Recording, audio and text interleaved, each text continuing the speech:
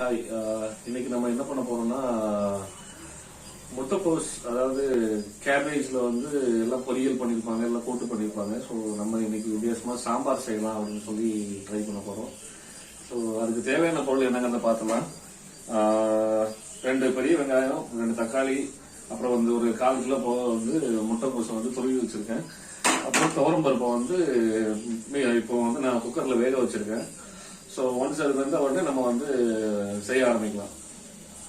So பருப்பு எல்லாம் ready ஆயிடுச்சு, நம்ம இப்போ வந்து செய்ய ஆரம்பிக்கலாம். இப்போ வந்து அடுப்பு பற்ற வச்சு அந்த வானொலி வச்சு நான் இப்போ வந்து கொஞ்சம் எண்ணெய் சேர்த்துக்கிறேன். அதுக்கு முன்னாடி ஸோ இந்த சேனலை நீங்கள் சப்ஸ்கிரைப் பண்ணாதான் சப்ஸ்கிரைப் பண்ணிடுங்க. ஸோ உங்களோட சப்ஸ்கிரிப்ஷன் தான் எங்களுக்கு சப்போர்ட்டாக இருக்கும். ஸோ நீங்கள் எவ்வளோ அளவுக்கு எங்களுக்கு வந்து சப்போர்ட் கொடுக்குறீங்களோ அந்த அளவுக்கு நிறைய வீடியோஸ் போட முடியும். So please subscribers.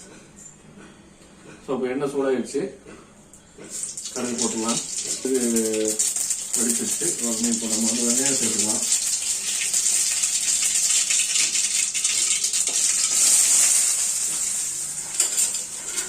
வெங்காயம் நல்லா வதங்கட்டும். முன்னாடி நான் என்னென்ன மசாலா தேவைன்னு உங்களுக்கு சொல்லிடுறேன்.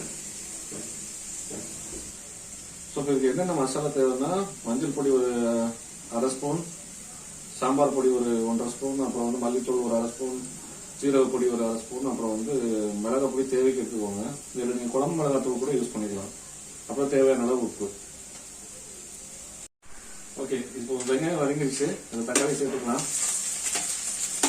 தக்காளி நல்லா வதங்கினதுக்கு அப்புறம் நம்ம வந்து தேவையான மசாலா சேர்த்து அப்புறம் வந்து முட்டைக்கோஸ் சேர்த்துக்கலாம். உப்பு இப்போவே சேர்த்துக்கிறேன். நம்ம இது சீக்கிரமாக வளர்ந்ததுக்காகவும் யூஸ் ஆகும். நம்ம தேவையான அளவு உப்பு இப்போவும் சேர்த்துற மாதிரி இருக்கும்.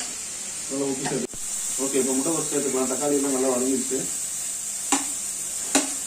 இது சேர்த்துட்டு ஒரு 2 மினிட்ஸ் அப்படியே இதோட சேர்த்து கொஞ்சம் வேகட்டும். அதுக்கப்புறம் வந்து நம்ம மசாலாவை சேர்த்துக்கலாம்.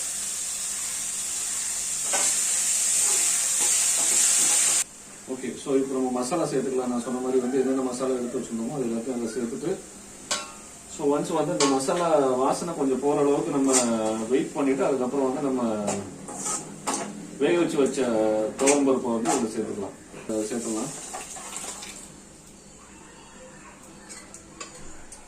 சேர்த்துட்டு இதுக்கு தேவையான அளவு உப்பு மட்டும் நீங்கள் எல்லாமே டேஸ்ட் பார்த்துட்டு, ஸோ ஒரு 5 மினிட்ஸ் இல்லை ஒரு 4 மினிட்ஸ் அந்த டைமில் வந்து நல்லா இதை கொதிக்க விட்டுக்கோங்க. உங்களுக்கு தண்ணி நல்லா கொஞ்சம் சாம்பார் வந்து கொஞ்சம் தண்ணியை தவிர கொஞ்சம் தண்ணி சேர்த்துக்கோங்க.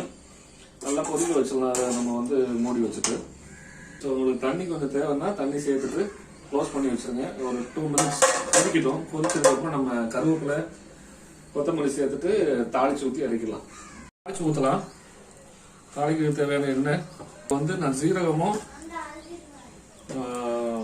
வத்தலும் போட்டு தாளிக்க போகிறேன். எண்ணெய் சூடாகிடுச்சு. இப்போ சீரகம் சேர்த்துக்கலாம். சீரகம் சேர்த்துட்டு அப்படி வரமிளகாவும் போட்டுக்கோங்க. தாளிச்சது வதக்கிடலாம்.